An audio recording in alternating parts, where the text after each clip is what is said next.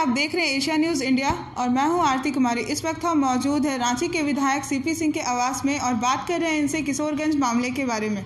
तो सर, किशोरगंज में जो कुछ भी हुआ उसको आप किस रूप में देखते हैं? देखिए, किशोरगंज की जो भी घटना हुई वो घटना कोई पूर्व नियोजित नहीं था, पूर्व प्रायोजित नहीं था। माननीय मुख्यमंत्री जी उसी समय क्रॉस करेंगे ये कोई जानता भी नहीं था, जहाँ तक मेरा अनुमान है, क्योंकि मैं तो वहाँ उपस्थित था नहीं और न मुझे ऐसे कोई कार्यक्रम की जानकारी भी थी। लेकिन ऐसी घटना घटी। अब इसे सरकार बहुत तूल देने का काम कर रही है। आखिर क्यों ऐसी घटना घटी? लोग आक्रोशित थे। मैं इसमें विश्वास करता हूं कि लोकतंत्र में सभी चीज़ें शांतिपूर्ण ढंग से होनी चाहिए और सुव्यवस्थित होनी चाहिए ताकि किसी को कोई कष्ट न हो। लेकिन जैसा मैंने कहा कि जो मैं अनुमान लगा रहा हूँ, मैं उस दिन के बाद थोड़ा सोचता हूँ तो यही लगता है कि वहाँ किशोरगंज चौक पर विरोध प्रदर्शन करने का उन लोगों ने सोचा होगा और उसी बीच माननीय मुख्यमंत्री जी की गाड़ी आ गई, उसे डाइवर्ट करना पड़ा। अब उसको हवा दिया जा रहा है कि माननीय मुख्यमंत्री जी के गाड़ी को रोकने की कोशिश की गई। व्यक्तिगत रूप से मैं इससे सहमत नहीं हूं, लेकिन जब ऐसी चीजें हो गई तो लगने लगता है, लोगों को भी लगता है, तो कभी कभी ऐसे संयोग और दुर्योग हो जाया करते हैं। फिर भी माननीय मुख्यमंत्री हैं, हम सबों के मुख्यमंत्री हैं, इस झारखंड के मुख्यमंत्री हैं। यदि मैं उनकी जगह पर होता तो मैं गाड़ी से उतरकर और लोगों से मिलता और कहता है कि भाई आप यहाँ सड़क पर क्यों खड़े हैं, आपकी क्या परेशानी है? क्योंकि ओरमांझी की घटना से जो लड़की के साथ हुआ था उसी के लिए लोग उत्तेजित थे, आक्रोशित थे। तो मैं उन्हें विश्वास दिलाता और कहता है कि भाई सरकार इस दिशा में प्रयास कर रही है और इसका रिजल्ट फ्रूटफुल निकलेगा, लेकिन उसके बजाय निर्दोष लोगों को गिरफ्तार करके जेल भेज देना। आखिर वो तो झारखंड की जनता है, वो कोई आतंकवादी और उग्रवादी नहीं है, वो भी आप ही के भाई बंधु सारे लोग हैं। यदि उग्रवादी हैं वैसे लोगों को तो आप कुछ करते नहीं हैं। ये डीजीपी साहब कहते हैं कि भाई आयरन हैंड से कुचल देंगे, हाथ पांव तोड़ देंगे। मेरा ये कहना है कि भाई ये हाथ पांव तोड़ना है, आयरन हैंड से कुचलना है, तो ऐसे बलात्कारियों को कुचलने का काम कीजिए, आतंकवादियों को कुचलने का काम कीजिए।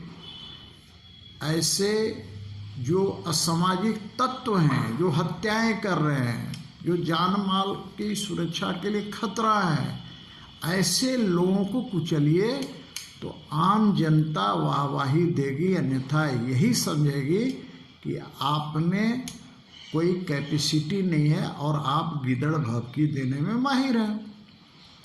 इसलिए मैं कहना चाहता हूं कि किशोरगंज की जो भी घटना घटी है मैं उसका समर्थन नहीं करता, लेकिन इतना बात जरूर कहूँगा कि माननीय मुख्यमंत्री जी को परेशान करने का किसी का कोई आप मनसा नहीं रही होगी, इतना जरूर मुझे पूर्ण विश्वास है। इसलिए मैं यही कहूँगा कि माननीय मुख्यमंत्री जी और प्रशासन के अधिकारी आप लॉ एंड ऑर्डर देखने का काम कीजिए, इन सब पचड़ों में ना फंसे।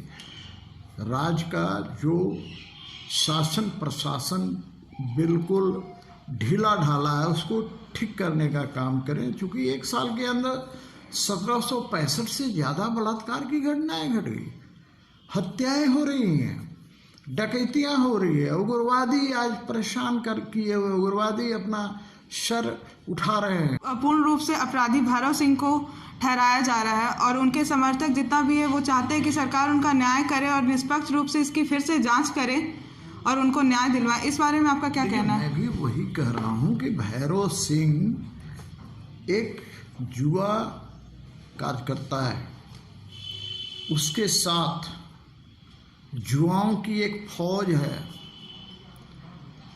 लोग उसे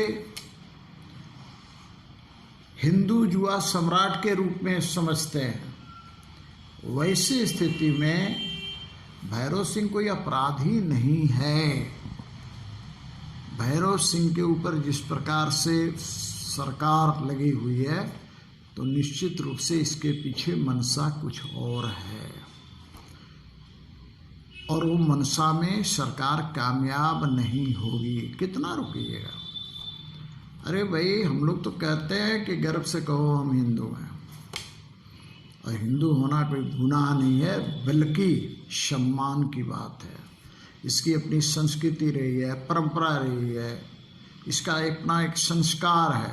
संस्कार से पैदा हुआ एक लड़का है जो यूथ है और उसके साथ सैकड़ों की संख्या में वैसे यूथ हैं जो इस देश के लिए मर मिटने के लिए हमेशा तैयार रहते हैं। वैसे लोगों पर आप कार्रवाई करके कौन सा आप बहुत बड़ा तिस्मार खां हो जाइएगा। इसलिए मैं कहूँगा कि अपराधियों को पकड़िए, उग्रवादियों को पकड़िए, उन पर कार्रवाई कीजिए, न कि भैरव सिंह जैसे लोगों पर। सर, अंत में आपसे ये जानना चाहेंगे कि उर्मांझी का ये जो भी मामला हुआ उसको एक राजनीतिक मुद्दा बना दिया गया है, तो आपके हिसाब से इसमें सरकार को सही न्याय करना चाहिए उस लड़की के साथ या फिर इसको राजनीतिक मुद्दा बना के ही छोड़ देना चाहिए? देखिए, राजनीतिक मुद्दा बना कौन रहा है? लड़की लड़की होती है, चाहे किसी भी जात धर्म संप्रदाय की हो, अगड़ा हो, पिछड़ा हो, दलित हो, कोई भी हो, लड़की लड़की लड़की है। सवाल यह है कि सिर्फ उर्मांझी की बात मैं नहीं कर रहा हूँ। आप जहाँ का भी देखिए, सिमडेगा में, खुद उनके क्षेत्र बरहेट में, खुद उनका क्षेत्र दुमका में, तो कभी हजारीबाग में, तो कभी चतरा में, रोज तो यही देख रहे हैं ना। तो फिर आप वैसे अपराधियों को, बलात्कारियों को पकड़ के कड़ी से कड़ी सजा क्यों नहीं दिला रहे हैं? आप तो परेशान हैं हिंदू संगठनों से कि भाई हिंदू संगठन इतना आगे कैसे बढ़ेगी। तो क्या हिंदू संगठनों को आप समाप्त कर दीजिएगा क्या? इस देश में किसी की औकात नहीं है कि हिंदू संगठनों को समाप्त कर दे। हिंदू आज का नहीं है, ये मर्यादा पुरुषोत्तम भगवान श्री राम के पहले से चला रहा, और जब तक सूरज चांद रहेगा हिंदू तेरा गौरव और नाम रहेगा। तो ये था सर का कहना कि भैरव सिंह को और उस पीड़िता को पूर्ण रूप से न्याय मिलना चाहिए और सरकार को उन्हें न्याय दिलाने में ध्यान देना चाहिए। इसकी आगे की जानकारी के लिए आप हमारे साथ बने रहें। कैमरामैन अमन के साथ मैं Aarti Kumari, Asia news India, Ranchi.